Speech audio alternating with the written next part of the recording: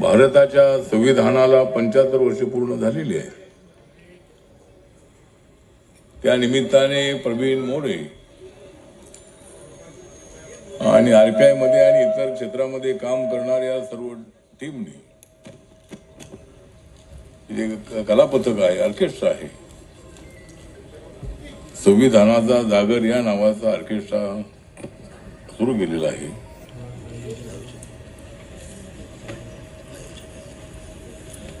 झालं एखादं नाव घेतलं तर नाव आहे, तर त्यांची टीम जी आहे त्या सर्वांनीच यामध्ये त्यांचं चांगलं सहकार्य आहे। आणि आज खास गोष्ट ही आहे की आमदार मंदाताई म्हात्रे यांच्या साडीचा रंग आहे निळा।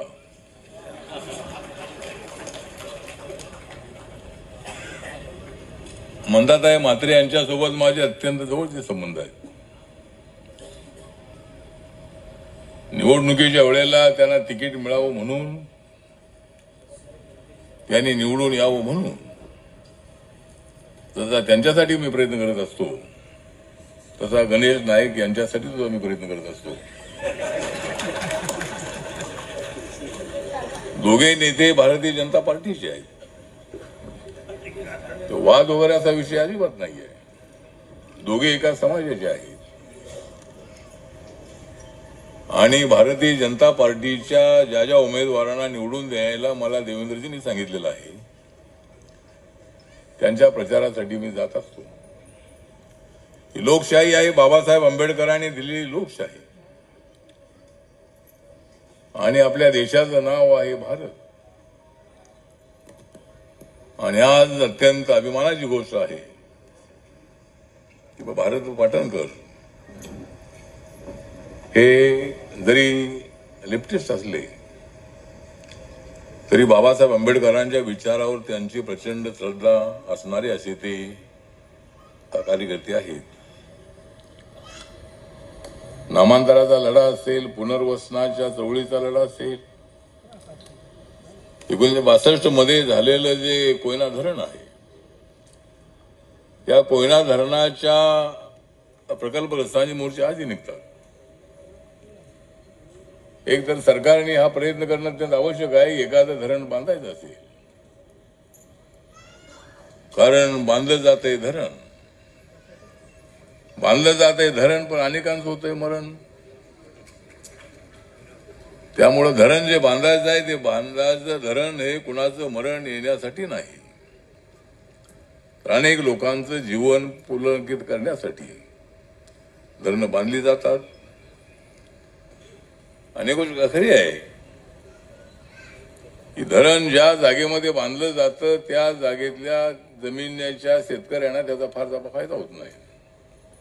पाणी अडवलं जातं, नदी अडवली जाते, आणि ज्या गावांची जमीन त्यामध्ये जाते त्या गावातल्या लोकांना विशेष फायदा होत नाही। सगळं पाणी जातं खाली, कारण पाण्याचा प्रवाह का खाली असतो, पाणी कधी उलट वाहत नाही, आणि त्याचा कोणाला फायदा होतो, कोणाला तोटा होतोय। नागनाथ अण्णा नायकवडी साहेबांच्या बरोबर माझे संबंध अत्यंत चांगले होते। पॅन्थरच्या कालखंडामध्ये अण्णा ज्या ज्या वेळेला मी सांगली कोल्हापूरमध्ये जात होतो त्या वेळेला अण्णा मला भेटायचे। तसे अण्णा सुद्धा हे डाव्या विचारसरणीचे होते, स्वातंत्र्याच्या लढ्यामध्ये अत्यंत संघर्ष करणारे अशा पद्धतीचे नेते होते। क्रांतीवीर नाना पाटील यांच्या नेतृत्वाखाली जो लढा झाला, इंग्रज हे जर कदाचित हा लढा झाला नसता तर इंग्रज अजून 150 वर्षच राहिले असते। 150 वर्ष राहिले असते तर काय झालं असतं, संविधान कुणी लिहिला तर सांगता येत नाही, पण तो संघर्ष फार मोठा होता। संघर्ष गावागावात लोक पेटून उठले। बाबासाहेब आंबेडकर हे सुद्धा स्वातंत्र्य लढ्याचे सेनानी होतेच, आणि बाबासाहेबांचं म्हणणं असं होतं की देशाच्या स्वातंत्र्याचा लढा जर यशस्वी होणं अत्यंत आवश्यक आहेच आहे, पण दलितांच्या मुक्तीचा लढा सुद्धा यशस्वी होणं अत्यंत आवश्यक आहे। महात्मा गांधींच्या नेतृत्वाखाली जर देशाच्या स्वातंत्र्याचा लढा चालू आहे तर माझा लढा दलितांच्या मुक्तीसाठी सुरू आहे. जे वेशीच्या बाहेर राहिलेले लोक आहेत त्या लोकांना वेशीच्या आतमध्ये आणण्यासाठी माझा लढा आहे. आणि या लढ्यामध्ये बाबासाहेब आंबेडकर अत्यंत सक्सेस झालेले आहेत. ज्या बाबासाहेब आंबेडकरांना साताऱ्याच्या शाळेमध्ये अशोक गायकवाडने आताच मोर्चा काढला होता, त्या शाळेचं स्मारक झालं पाहिजे अशी आपली मागणी आहे सगळ्यांची. ज्या शाळेमध्ये बाबासाहेब आंबेडकर बाहेर बसून शिकले, आतमध्ये बाबासाहेब आंबेडकर शिकले असते तर अजूनही पुढे गेले असते, अजून तर पुढे गेले आहेतच ते. पण शाळेच्या बाहेर बसून शिकलेले बाबासाहेब आंबेडकर आणि त्या शाळेचं स्मारक होण्यासाठी रिपब्लिकन पक्ष प्रयत्न करतो आहे. एक तर आपल्याला ही जी चळवळ आहे, ही चळवळ अत्यंत गतिशीलपणे पुढे घेऊन जायची आहे. एकमेकावर टीका टिप्पणी न करता आंबेडकरी मुवमेंट जी आहे ती मुवमेंट अत्यंत व्यापक अशी मुवमेंट आहे. राजकीय गट आपल्या समाजामध्ये आहे, त्याला काही इलाज नाही आहे. आणि अलीकडे गट आमच्यामध्येच नाहीत असं नाही आहे, दुसऱ्या पक्षातल्या लोकांना विचारावं लागतंय की तुमचा गट कोणता आहे म्हणून. अनेक पक्षामध्ये गट पडत आहे आणि आमच्या समाजामध्ये मात्र गटांची संख्या फार मोठी आहे. कारण गट काढल्याशिवाय नेता होता येत नाही. आणि डायरेक्ट नेता व्हायचा असेल तर ऑल इंडियाचा नेता, छोटा मोठा नेता म्हणून उपयोग आहे. एक गावात जरी पार्टी स्थापन झाली तर तो म्हणतो मी ऑल इंडियाचा अध्यक्ष आहे. तर ठीक आहे, तर हे सगळं आहे पण त्याला काही इलाज नाही आहे. म्हणून आपण कुणावर टीका टिप्पणी न करता, ज्या पक्षाचा मी अध्यक्ष आहे रिपब्लिकन पार्टी ऑफ इंडिया, तो पक्ष बाबासाहेबांचा पक्ष. बाबासाहेब आंबेडकरांचं स्वप्न होतं की माझा पक्ष, माझा आरपीआय हा रिपब्लिकन पार्टी ऑफ इंडिया सगळ्या जाती धर्माचा व्हावा आणि आपल्या पक्षामध्ये सर्वांनी यावं अशा पद्धतीची इच्छा बाबासाहेबांची होती. त्यांच्या काळामध्ये हे स्वप्न पूर्णपणे साकार होऊ शकलं नाही. बाबासाहेबांच्या काळामध्ये रिपब्लिकन पक्ष स्थापन होऊ शकला नाही. नंतर रिपब्लिकन पक्ष स्थापन झाला, तो वर्षभर एकत्र होता. नंतर जे गट पडले ते नंतर कधीच एकत्र आले नाही. नंतर आम्ही एकत्र आलो. 1991 मध्ये आम्ही एकत्र आलो. बाळासाहेब आंबेडकर, गवई साहेब, जोगेंद्र कवाडे, मी, आम्ही एकत्र आलो. खोब्रागडे गट होता. पण आपले गट कधीच एकत्र राहू शकत नाही. एकत्र यावं अशी लोकांची इच्छा असते, पण लोकच रोज गट पाडत असतात. रोज खेड्यापाड्यामध्ये किंवा तालुक्यामध्ये, जिल्ह्यामध्ये रोज गट तयार होतो. तसे माझ्या पक्षातून लोक जास्त जात नाही. गेले तर त्यांना कोणी घेत नाही आणि घेतलं तर पुन्हा ते परत आमच्याकडे येतात. तर ठीक आहे, हे जरी सगळं चाललेलं असतं. कुणाला प्रत्येकाला स्वातंत्र्य आहे, लोकशाही आहे. पण ठीक आहे, संविधानाचा जागर जो आहे हा कार्यक्रम अत्यंत चांगला आहे. आणि या कार्यक्रमामध्ये बाळासाहेब बनसोडे, चंद्रमणी जाधव, प्रतीक वाघ, अविरत अशोक गायकवाड या लोकांनी हा कार्यक्रम अत्यंत चांगला बसवलेला आहे.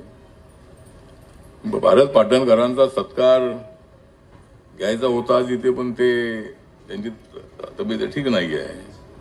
पण माझी तब्येत अजिबात कधी बिघडत नाही आहे. मी कुठलाही कार्यक्रम दिला की मी त्या ठिकाणी जाऊन पोहोचतोच. मी आजारी नसतोही. आणि भारत यांचं नाव जर आपण सुचवलं तर त्यांनी येणं अत्यंत आवश्यक होतं. पण अचानक माणसं आजारी पडत असतात. आपलं काय नाव? सुनील नाईक. सुनील नाईक हे त्यांचे प्रतिनिधी आलेले आहेत. भारत पाटणकरांसोबत माझे संबंध अत्यंत चांगले आहेत. सध्या मी बीजेपी सोबत असल्यामुळे थोडे संबंध चांगले तेवढे नाही आहेत. परंतु जरी बीजेपी सोबत असलो तरीही अनेक लोकांचे विचार वेगवेगळे असतात. ही पण नरेंद्र मोदींच्या नेतृत्वाखाली संविधानाचा जागर, संविधानाला मजबूत करण्याची भूमिका ही सातत्यानं सुरू आहे. कुणी किती टीका जरी केली असेल तर या देशाचं संविधान कोणी बदलू शकत नाही. या संविधानाला कोणी बदलण्याचा प्रयत्न केला तर कोणाच्या बापाचा बाप जरी आला तरी ते संविधान कोणी बदलू शकत नाही. आणि वेळ झाली तर मी देईन माझी जान, वेळ झाली तर मी देईन माझी जान, पण मी बदलू देणार नाही माझ्या बाबांचं संविधान. तर संविधान काय कोणी बदलू शकत नाही आहे. ठीक आहे, विचार वेगळे असतीलही. बाबासाहेब आंबेडकरांनीच या संविधानामध्ये सगळ्यांना वैचारिक स्वातंत्र्य दिलेलं आहे. एकाच विचाराचे लोक देशामध्ये नसतात. आपल्या देशामध्ये 17 पगड जाती आहेत, अनेक धर्माचे लोक आहेत, अनेक भाषेचे लोक आहेत. आम्ही मराठी आहोत, तुम्ही मराठी आहात, उद्धवजी मराठी आहेत, राज ठाकरे मराठी आहेत, देवेंद्र फडणवीस मराठी आहेत, मंदाताई मराठी आहेत, मी मराठी आहे. आम्ही सगळे मराठीच आहोत. पण मराठी तर आपण आहोतच आहोत. पण मराठीच्या नावाखाली मला असं वाटतं की समाजामध्ये फूट पडू नये. भाषेच्या नावावर समाजामध्ये फूट पडू नये. आणि मराठी सगळ्यांना बोलता आलंच पाहिजे. महाराष्ट्रात राहायचं असेल तर त्यांना मराठी बोलता आलंच पाहिजे. पण एखाद्याला येत नसेल तर दादागिरी नको, एवढीच आमची भूमिका आहे. त्यामुळं मराठीच्या मुद्द्यावर आपण देशाला बदनाम करू नये. मराठीच्या मुद्द्यावर बाबासाहेबांच्या संविधानाचा अपमान करू नये अशी आमची भूमिका आहे. आणि संविधानाचा अपमान होत असेल तर आम्ही ते अजिबात सहन करणार नाही, हे सुद्धा आमचं सांगणं त्या सगळ्यांना आहे. आणि त्यामुळं आज या ठिकाणी अनेक मान्यवर इथं आलेले आहेत. मी काय सगळ्यांची नाव घेत नाही, कारण एखादं नाव घेतलं की अनेकांची नावं राहतात आणि मला नंतर फोन करतात की माझं नाव घेतलं नाही.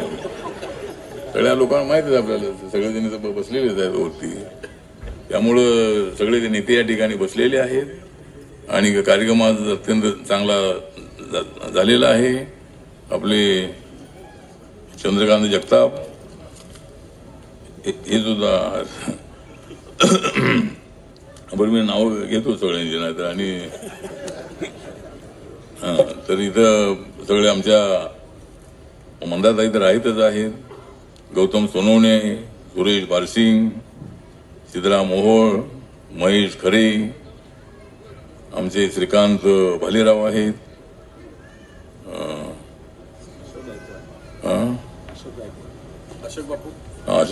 अशोक बापू गायकवाड आहेत.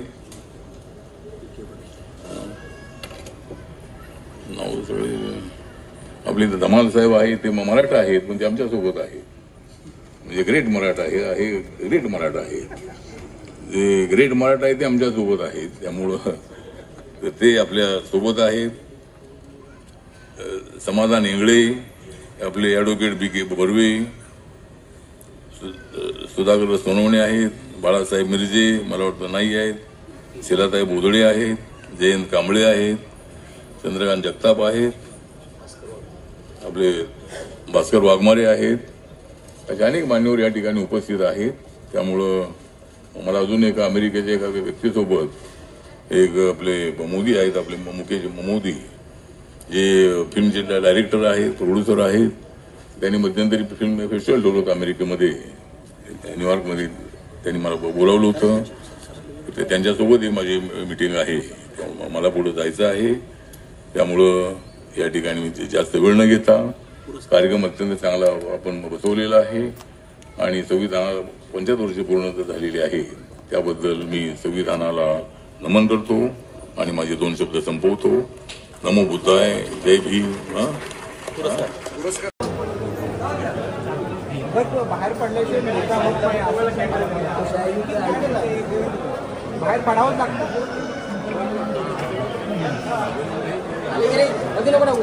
समाजामध्ये गटांची संख्या जास्त आहे. समाजाला एकत्र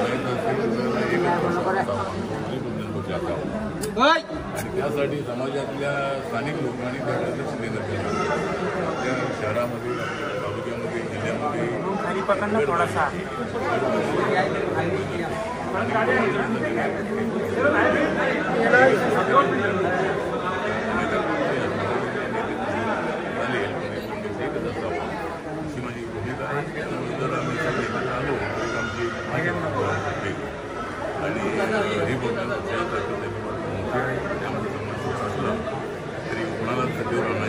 ती बॅलेन्सिंग पॉवर म्हणजे आहे. त्यामुळं एक RPI चा एक भाऊ आणि एकच पक्ष RPI चा भाऊ असं म्हणजे तिकडे एकनाथ शिंदेने अनुराज आंबेडकर अशी युक्ती केलेली आहे. एक नवा समीकरण ते करतायत राज्याच्या राजकारणामध्ये. त्याचा कुठं परिणाम जो आहे आरतीवर भविष्यामध्ये होऊ शकतो का? मला असं वाटतं की अनुराज आंबेडकर जे अगोदर आमच्या एका ठिकाणी करत होते ते सुद्धा आमच्या महाराष्ट्रामध्ये आलेले आहे. एकनाथ शिंदे यांनी हा प्रयोग केलेला पण एकनाथ शिंदेचा प्रयोग काय महाशिवसेनेचा प्रयोग नाही आहे. हा प्रयोग होतो बाळासाहेब ठाकरे आणि आम्ही त्याच्या साऱ्या देशामध्ये आनंदाचा पाठिंबा घ्यायला नव्हती त्याला भीमशक्ती शेवटी नाव त्यांनी दिलेलं आहे. आणि एकनाथ शिंदे